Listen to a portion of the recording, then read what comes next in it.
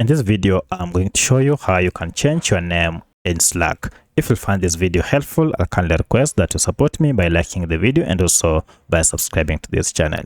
Alright, so to find your profile name, go ahead and click on your profile icon down here and then go ahead and choose profile. From here, this will go ahead and give you your profile summary here. From this, you'll be able to see your name here, and just next to it, we have an option to edit.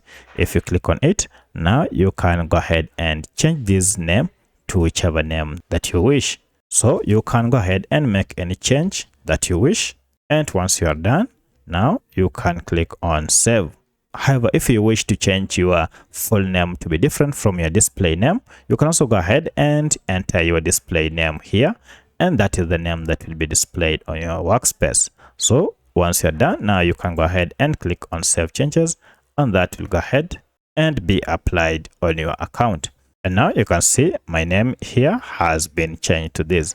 So that's how you can change your name in Slack. If you have any other question, kindly let me know in the comment section. Otherwise, thanks for watching and let's meet in the next video.